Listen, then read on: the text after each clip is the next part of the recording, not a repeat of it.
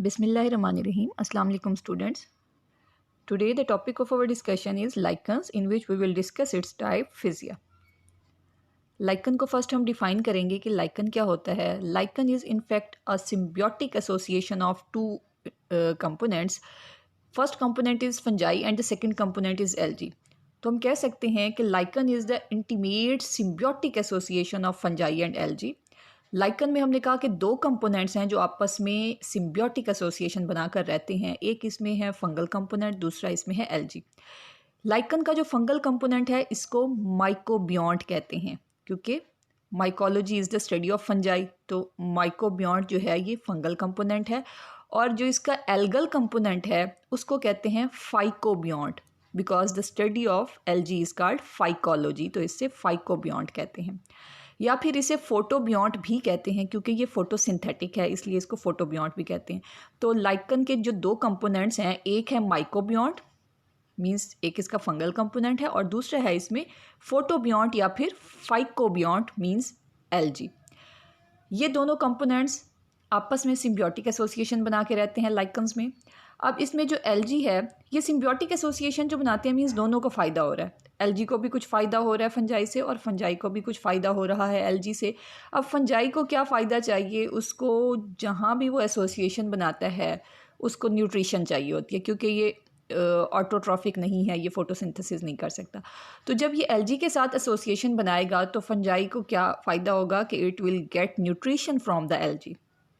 और एल्गी को क्या बेनिफिट हो रहा है कि एल्गी को प्रोटेक्शन मिल रही है फंगल हाइफी के साथ एसोसिएशन बना के, वो प्रोटेक्टेड हो जाता है, और एल्गी को मॉइस्चर भी मिलता है फ्रॉम द फंगस. तो एल्गी को प्रोटेक्शन मिलती है और मॉइस्चर अवेलेबल होता है फ्रॉम द फंगस, जबकि फंजाई जो है उसको न्यूट्रिशन हासिल होती है फ्रॉम द एल्गी. तो इस तरह से ये दोनों आपस में एक इंटीमेट सिम्बियोटिक एसोसिएशन बना के रहते हैं लाइकन की फॉर्म में. अब जो खुराक एल्गी बनाता है, जो उसमें फोटोसिंथेटिक प्रोडक्ट्स बनते हैं, वो एल्गी से डिफ्यूज़ होकर फंजाई के हाइफी में जाते हैं. इस तरह से फंजाई को न्यूट्रिशन मिलती रहती है.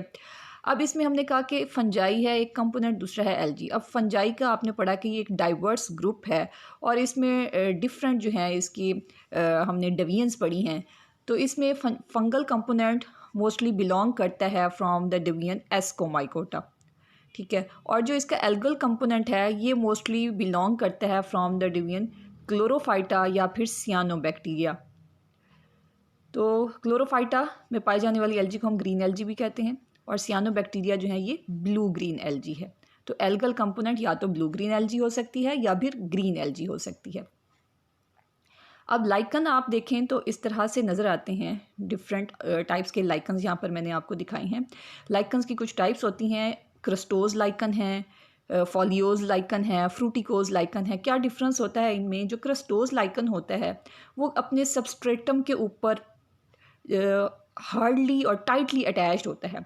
ये क्रस्ट लाइक स्ट्रक्चर होता है, जैसे आप देख रहे हैं कि ये रॉक के ऊपर इस तरह से जो है ये अटैच्ड है. इसका तमाम साइड्स जो हैं इसकी टोटली अटैच्ड होती हैं with the substratum.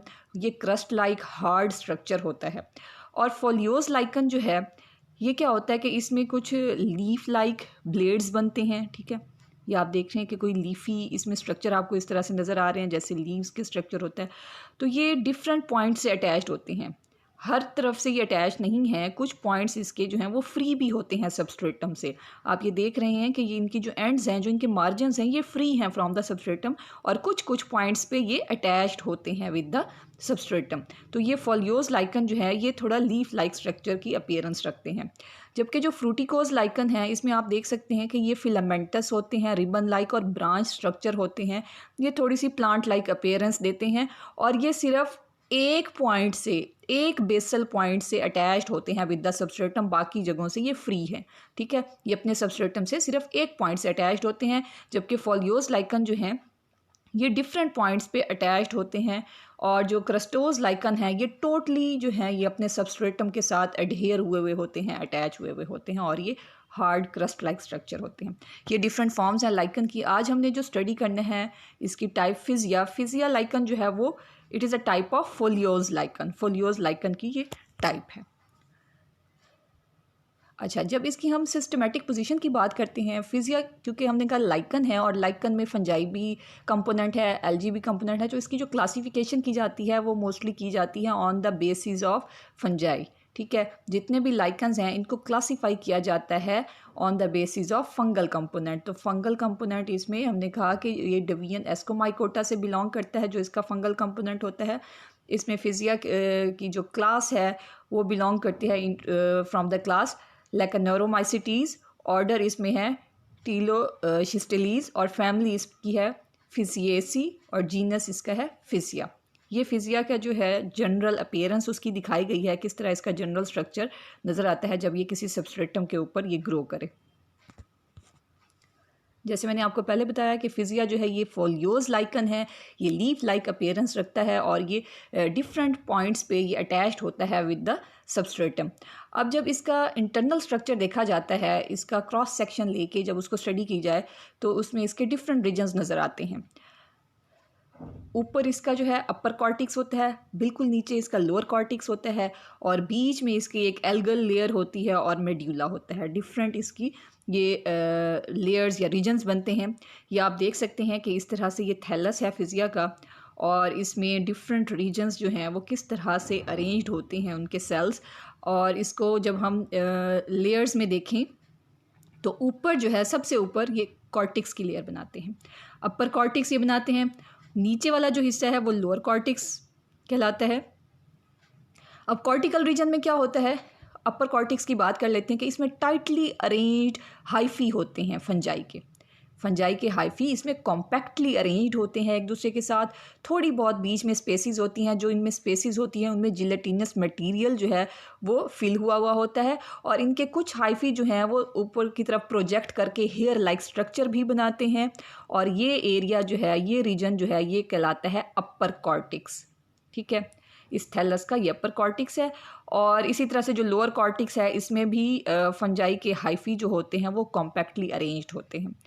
Upper cortex के नीचे जो हमें पार्ट नज़र आ रहा है जिसको गोनीडल रीजन लिखा हुआ है, ये वो पार्ट है जिसमें एल्गी भी मौजूद होगी। ठीक है, इसका जो एल्गल कंपोनेंट है इसमें एल्गी के सेल्स आप देख रहे हैं, ये सेल्स दिखाए गए हैं। गोनीडल रीजन में एल्गल सेल्स होते हैं और कुछ थोड़े बहुत इसमें फंगल हाइफी भी होते हैं लूजली अटैच्ड इसके साथ।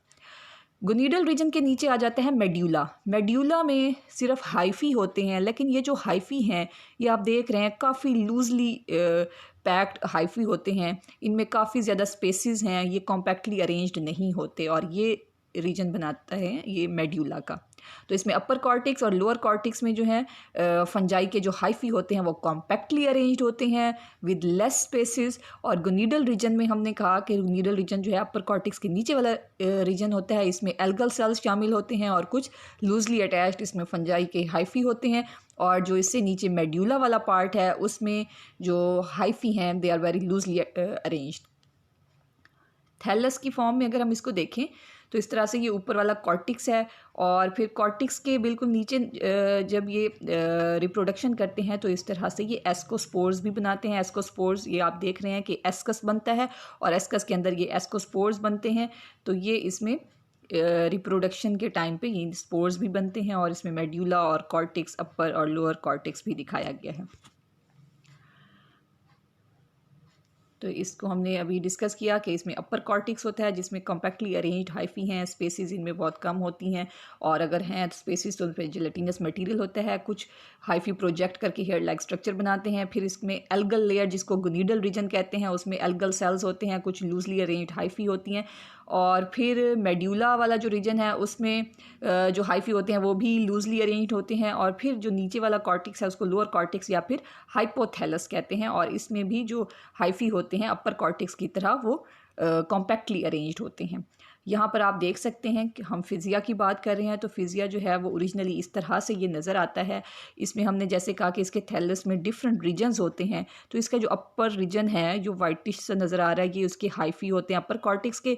फिर उसके नीचे हमने कहा था कि नीडल लेयर या एल्गल लेयर होती है, ये जो ग्रीन सी लेयर आपको नज़र आ रही है ये एल्गल लेयर है। फिर इसके नीचे मेड्यूला होता है और फिर नीचे जो है ये लोअर कॉर्टिक्स होता है। तो ये जो एल्गल लेयर है, ये ग्रीन जो इसका रीजन आपको नज़र आ रहा है, इसमें ये पूरी लेयर जो है ये एलजी की लेयर है। और ये कंपोनेंट हमने कहा था कि एल्गल कंपोनेंट को फोटोबियोंट भी कहते हैं और इसको फाइकोबियोंट भी कहते हैं। फोटोबियोंट इसलिए कि ये फोटोसिंथेटिक होता है। अब अगर एल्गल कंपोनेंट इसमें स्कैटर्ड हों among the fungal hyphae, irregularly scattered हों, तो ये जो थैलस है ये कहलाएगा होमोआयोमेरस। ठीक है, कि पूरे थैलस में इरेगुलरली अगर एलजी के सेल्स जो हैं वो स्कैटर हुए हुए हैं, किसी ख़ास पैटर्न में मौजूद नहीं हैं, तो उस सूरत में वो थैलस कहलाएगा होमोआयोमेरस। लेकिन अगर एलजी जो है वो रिस्ट्रिक्टेड है इन अ सिंगल लेयर, एक ही लेयर बना रहा है, जैसे यहाँ पर आप देख रहे हैं कि इसमें इरेगुलरली स्कैटर्ड नहीं है एलजी, बल्कि एक सिंगल लेयर जो है ये पूरे थैलस में इस तरह से it is restricted to a single layer. तो इस तरह का जो थैलस है वो क्या कहलाता है, वो कहलाता है हेट्रोमेरस, कि इसमें दो डिफ्रेंसिएशन है पार्ट्स में, कि फंगल हाइफी जो हैं वो अलग हैं अरेंज्ड, और जो एलजी है वो एक रिस्ट्रिक्टेड एरिया में मौजूद है। फिर इसमें कुछ स्ट्रक्चर पाए जाते हैं जिसमें इजीडिया को हम फर्स्ट डिस्कस करेंगे। ये प्लूरल है, इसका सिंगुलर है इजीडियम। कुछ थैलस की सरफेस देखते हैं कि बड़ी वेवी सी नज़र आती है, कि उसके ऊपर कुछ आउट ग्रोथ सी ग्रो हुई होती हैं थैलस के ऊपर, जिसको इजीडियम कहा जाता है। ज़्यादा हों तो उस इजीडिया कहेंगे।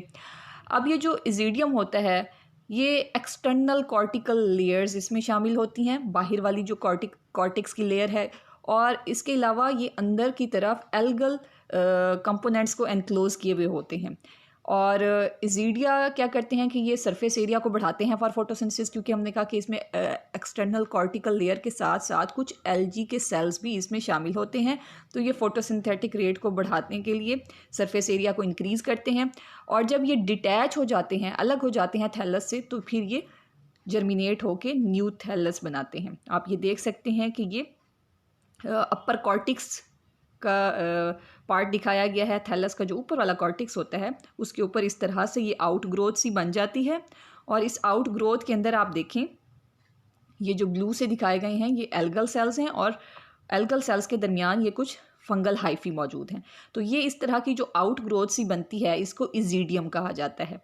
और ये वेजिटेटिव रिप्रोडक्शन के मैकेनिज़्म में आ जाता है, कि वेजिटेटिव रिप्रोडक्शन ये इजीडियम के ज़रिए भी करते हैं, कि इस तरह की आउटग्रोथ जब बनती हैं तो उसके बाद यहाँ से ये क्या हो जाते हैं, ये डिटैच हो जाता है। ये एक इजीडियम जो है ये डिटैच हो जाएगा from the parent cortical cells, और डिटैच होने के बाद, अलग हो जाने के बाद, ये फिर ग्रो करके एक नया जो है थैलस बना लेगा फिजिया का।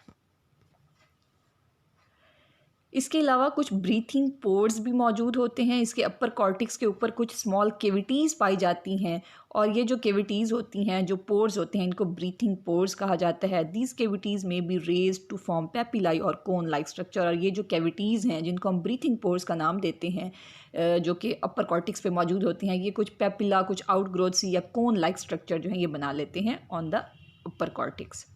इसके अलावा इसमें सेफेलोडिया होते हैं। सेफेलोडिया क्या है? They are gall like outgrowths on certain thalli. These galls are composed of both fungal and algal cells. These outgrowths are called cephalodia. ये आप देख सकते हैं कि ये हमने कहा कि ये फिजिया का जो है ये लाइकन इस तरह से होता है, और इसके ऊपर इस तरह से गाल लाइक आउटग्रोथ्स ये आपको नज़र आ रही हैं जो कि सेफेलोडिया है। ठीक है, सिंगल है तो सेफेलोडियम।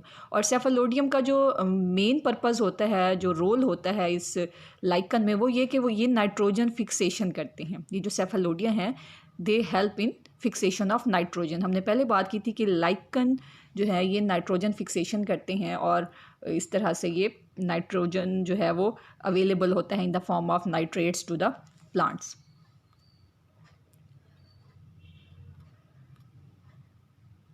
अब इसमें हम देखेंगे रिप्रोडक्शन जो है इसमें वेजिटेटिव तरीके से भी होती है, एसेक्सुअल और सेक्सुअल तरीके से भी होती है।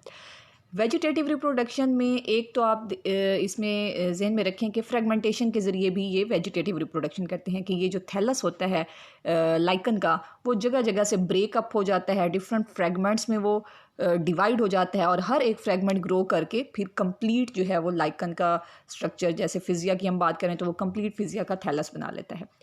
एक तो फ्रेगमेंटेशन के ज़रिए, दूसरा इसमें हमने अभी डिस्कस किया है इजीडिया को।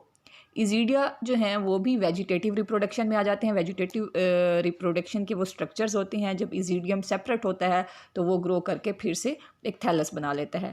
थर्ड जो इसमें मेथड है वेजिटेटिव रिप्रोडक्शन का, वो है बाय सोरीडिया फॉर्मेशन। अब सोरीडिया क्या होते हैं? Soredia are small bird like outgrowths formed on the surface of thallus. अब ये जो लाइकन का थैलस है उसकी सरफेस के ऊपर कुछ इस तरह की आउटग्रोथ्स बनती हैं, जैसे आप यहाँ पर देख रहे हैं सोरीडिया। इसमें क्या है कि ये एल्गल सेल दिखाया गया है, और एल्गल सेल के बाहर ये फंगल हाइफी हैं, ठीक है। ये मिलके बना लेते हैं इस तरह के सुरीडिया। ये बहुत सारे आपको सुरीडिया नज़र आ रहे हैं। तो soredia are composed of many algal cells with few fungal hyphae. इसमें बहुत सारे एल्गल सेल्स और कुछ हाइफी मिल के इस तरह का स्ट्रक्चर बनाते हैं। They may be present in patches called soralia, और ये पैचेस में मौजूद होते हैं, जगह जगह थैलस के ऊपर पैच बनाते हैं। तो ये जो पैचेस होते हैं सोरीडिया के, ये कहलाते हैं सोरीलिया। सोरीडिया आर डिटैच्ड। फिर ये सोरीडिया जो हैं, जिसमें हमने कहा कि ये एल्गल कंपोनेंट भी शामिल है, एल्गल सेल्स हैं और कुछ फंगल हाइफी हैं। ये जो सोरीडिया हैं ये फिर अलग हो जाते हैं थैलस से। फिर अलग हो जाने के बाद आप देख रहे हैं कि ये डिस्पर्स हो रहे हैं। ये डिस्पर्स होते हैं बाय विंड। विंड की मदद से ये डिस्पर्स हो गए, स्प्रेड हो गए, किसी और सबस्ट्रेटम के ऊपर ये जाते हैं, और वहाँ फिर ये दोबारा से ग्रो करके एक कंप्लीट जो थैलस होता है लाइकन का वो बना लेते हैं। तो वेजिटेटिव रिप्रोडक्शन बाय फ्रेगमेंटेशन भी होती है, बाय इजीडिया भी होती है, और बाय सोरीडिया भी होती है। एसेक्सुअल रिप्रोडक्शन इसमें किस तरह से होती है? एसेक्सुअल रिप्रोडक्शन के लिए ये बनाते हैं पिक्नियोस्पोर्स, या जिनको पिक्नीडियोस्पोर्स भी कहा जाता है। अब ये जो पिक्नियोस्पोर्स हैं ये बनते हैं inside the flask shaped structure which is called pycnidia. इस तरह का स्ट्रक्चर पिक्नीडिया का आपने रस्ट फंजाई में, जब हमने पक्सीनिया का लाइफ साइकिल डिस्कस किया था, उसमें भी आपने उसकी पिक्नीडियल स्टेज आपको याद होगी, उसमें हमने बात की थी कि इस तरह का एक फ्लास्क शेप स्ट्रक्चर बनता है जिसको पिक्नीडियम कहा जाता है, और उसके अंदर बनते हैं पिक्नीडियोस्पोर्स।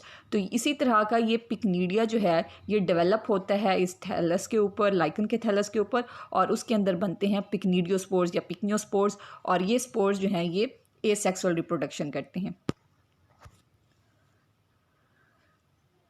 सेक्सुअल रिप्रोडक्शन इसमें किस तरह से होती है? सेक्सुअल रिप्रोडक्शन के लिए जो फीमेल रिप्रोडक्टिव ऑर्गन इसमें बनता है उसको कार्पोगोनियम कहते हैं। कार्पोगोनियम के 2 पार्ट्स होते हैं, ठीक है। ये आप देख रहे हैं कि ये जो है ये तो थैलस दिखाया गया है, जिसमें ये कॉर्टिक्स है, ये एल्गल लेयर है, मेड्यूला है, लोअर कॉर्टिक्स है। इस थैलस के अंदर ये जो आपको स्ट्रक्चर नज़र आ रहा है, जो कि यहाँ नीचे से बेसल पार्ट से इस तरह से क्वाइल्ड है, और ऊपर से जो है ये इलोंगेटेड है। तो ये जो स्ट्रक्चर है ये कहलाता है carpogonium. Carpogonium is the female reproductive organ in lichen. Carpogonium का ये बेसल पार्ट जो कि क्वाइल्ड है, ये क्वाइल्ड पार्ट जो है वो कहलाता है एस्कोगोनियम, और ऊपर की तरफ ये जो long multi cellular elongated structure है ये कहलाता है ट्राइकोगाइन, ठीक है। तो बेसल पार्ट में क्वाइल्ड होता है ये एस्कोगोनियम कहलाता है, और अपर पार्ट इसका ट्राइकोगाइन कहलाता है। जो मेल सेक्स ऑर्गन इसमें है वो है स्पर्मेटेंजियम। स्पर्मेटेंजियम जो है ये फ्लास्क शेप्ड स्ट्रक्चर होता है, और ये थैलस के ऊपर मौजूद होता है। जब ये मेल रिप्रोडक्टिव ऑर्गन बनता है तो ये थैलस की अपर सरफेस के ऊपर बनता है, और उस स्पर्मेटेंजियम की ऊपर से ओपनिंग होती है जिसको ऑस्टियोल कहते हैं। इस स्पर्मेटेंजियम के अंदर स्पर्मेटिया बनते हैं, और ये स्पर्मेटिया जब मैच्योर हो जाते हैं तो ये ऑस्टियोल ओपनिंग के ज़रिए बाहर आ जाते हैं, ठीक है। और जब ये बाहर आते हैं तो फिर बाहर आके फिर ये फर्टिलाइजेशन करते हैं विद दिस कार्पोगोनियम। तो फर्टिलाइजेशन किस तरह करते हैं कि वो स्पर्मेटियम जब स्पर्मेटेंजियम से बाहर आएगा तो वो आके इस ट्राइकोगाइन के ऊपर इसके साथ फर्टिलाइजेशन स्टार्ट करेगा। ये स्पर्मेटियम जब ट्राइकोगाइन की वॉल के साथ आकर मिलेगा तो स्पर्मेटियम और ट्राइकोगाइन की वॉल डिसॉल्व हो जाएगी। स्पर्मेटियम के जो कंटेंट्स हैं वो ट्राइकोगाइन के अंदर आ जाएंगे, ठीक है, और प्लाज्मोगेमी होगी, कैरियोगेमी नहीं होगी, प्लाज्मोगेमी होगी। अब ट्राइकोगाइन के सेल्स में अगर एक एक न्यूक्लियस है तो वो जो स्पर्मेटियम का कंटेंट इसके अंदर आएगा, मतलब उसका साइटोप्लाज्म भी आ गया, न्यूक्लियस भी आ गया, लेकिन न्यूक्लियस ने आपस में फर्टिलाइजेशन नहीं की, सिर्फ प्लाज्मोगेमी हुई है। तो फिर उसके बाद उसका स्पर्मेटियम का जो न्यूक्लियस है वो डिवाइड करेगा बाय माइटोसिस और इसके हर एक सेल को वो बाई न्यूक्लिएटेड कर देगा। उसके बाद ये जो फर्टिलाइजेशन हो जाएगी तो उसका जो एस्कोगोनियम है, अब उसके हमने कहा कि हर एक सेल में दो दो न्यूक्लियस आ जाएंगे, वो बनाएगा एस्कोजीनस हाइफी। एस्कोगोनियम से बहुत सारे हाइफी बनेंगे जो कि एस्कोजीनस हाइफी कहलाते हैं, और ये एस्कोजीनस हाइफी मिल के फ्रूटिंग बॉडी बनाएंगे विच इज़ कॉल्ड एपोथीसिया। ठीक है, हमने पहले बात की थी जब हमने एस्कोमाइकोटा की कुछ टाइप्स डिस्कस की थी जिसमें फाइलेक्टीनिया भी डिस्कस किया था, तो मैंने आपको बताया था कि एस्कोमाइकोटा के मेंबर्स में बनने वाली जो फ्रूटिंग बॉडीज़ होती हैं जिनको एस्कोकार्प कहते हैं वो डिफरेंट टाइप्स की होती हैं, डिफरेंट शेप्स की होती हैं। फाइलेक्टीनिया में आपको याद होगा जो फ्रूटिंग बॉडी बनती है, जो एस्कोकार्प बनता है, वो टोटली एनक्लोज्ड होता है, राउंडेड ग्लोबो स्ट्रक्चर होता है, बिल्कुल बाहर से बंद होता है, ग्लोबो स्ट्रक्चर होता है, और उस तरह से एनक्लोज्ड जो फ्रूटिंग बॉडी बनती है उसको क्लेस्टोथीसियम का नाम दिया था। ठीक है, वो तो राउंडेड स्ट्रक्चर की फ्रूटिंग बॉडी होती है। यहाँ पर हम बात कर रहे हैं कि यहाँ पर जो एस्कोजिनस हाइफी मिल के फ्रूटिंग बॉडी बनाती हैं वो कहलाती है एपोथीसिया।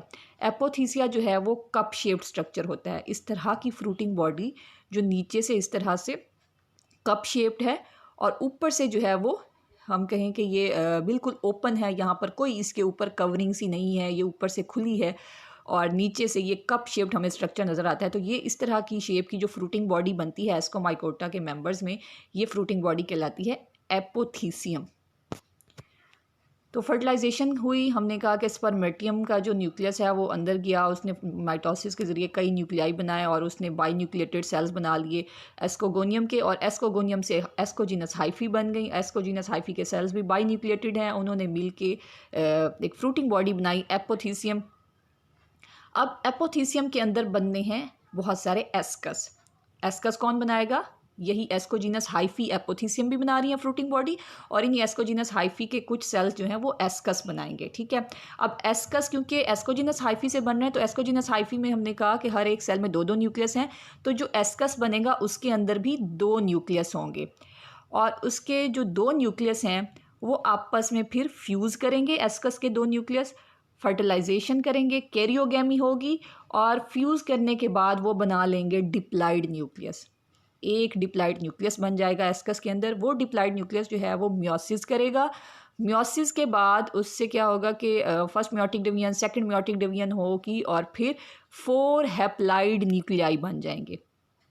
और वो जो 4 हैप्लाइड न्यूक्लियस बने हैं वो हर एक न्यूक्लियस माइटोसिस करेगा, और हर एक न्यूक्लियस से दो न्यूक्लियस बनेंगे, तो मीन्स 4 न्यूक्लियाई की माइटोसिस होगी तो 8 न्यूक्लियस बन जाएंगे। ठीक है, पहले म्योसिस हुई, म्योसिस से एक डिप्लाइड न्यूक्लियस से 4 हैप्लाइड न्यूक्लियाई बने, और फिर वो 4 हैप्लाइड न्यूक्लियाई जो हैं उन्होंने एक एक बार माइटोसिस की, डुप्लीकेट हो गए, 4 से 8 न्यूक्लियाई बन गए, और हर एक न्यूक्लियस के बाहर एक वॉल आ जाएगी, और हर एक न्यूक्लियस वॉल को के अंदर अपने कंटेंट्स को इनक्लोज कर लेगा और वो कन्वर्ट हो जाएगा एक एस्कोस्पोर में। इस तरह से एक एस्कस के अंदर 8 एस्कोस्पोर्स बन जाएंगे। यहाँ पर आप देख सकते हैं कि ये जो फ्रूटिंग बॉडी है जिसको हमने कहा कि एपोथीसियम का नाम देते हैं, इस तरह से कप शेप्ड फ्रूटिंग बॉडी, इसके कुछ सेल्स हमने कहा एस्कोजीनस हाइफी के सेल्स जो हैं वो एस्कस बनाते हैं।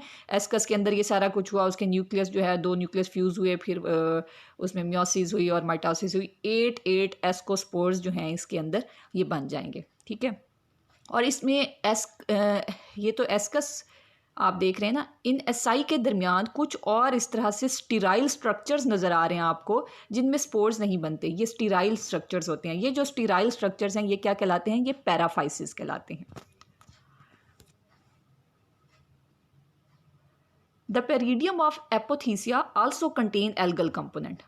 पेरिडियम कहते हैं फ्रूटिंग बॉडी की वॉल को, जो एपोथीसियम की आउटर वॉल है उसमें भी एल्गल कंपोनेंट्स मौजूद होते हैं। This condition is called lecanorine. Ascospores are disperse by wind. अब ये जो एस्कोस्पोर्स बने हैं एस्कस के अंदर, जब ये मैच्योर हो जाएंगे तो एस्कस की जो टिप वाली वॉल है ये बर्स्ट होगी, रप्चर होगी और एस्कोस्पोर्स जो हैं ये बाहर आ जाएंगे, डिस्पर्स हो जाएंगे बाय विंड। उसके बाद ये एस्कोस्पोर्स जर्मिनेट करेंगे, जर्मिनेट करके ये बनाएंगे अपने हाइफी, फंगल हाइफी बनाएंगे। ये हाइफी तमाम डायरेक्शंस में स्प्रेड हो जाएंगे, ग्रो करते जाएंगे। फिर ये इनके जो हाइफी हैं कहीं पर ये एलजी के साथ जाके कांटेक्ट करेंगे, जहाँ इनको एलजी मिलेगी उसके साथ फिर ये सिम्बियोटिक एसोसिएशन बना लेंगे। तो इस तरह से ये जो फंजाई के हाइफी हैं इनका जब एसोसिएशन बनता है एलजी के साथ तो ये क्या बना लेते हैं, ये लाइकन का थैलस बना लेते हैं। Some of its branches come in contact with the alga. They form many branches and surround the algal component. इस तरह से वो algal component को अपने फंगल हाइफी के गेट जो है वो सराउंड कर लेंगे और फिर नए हाइफी भी बनाएंगे और एक इस तरह से एसोसिएटेड फॉर्म में ये फिजिया का लाइकन का थैलस बना लेंगे। यहाँ पर इसकी फ्रूटिंग बॉडी दिखाई गई है और इस तरह से ये अपना लाइफ साइकिल जो है कंप्लीट करते हैं। थैंक यू, अल्लाह हाफिज़।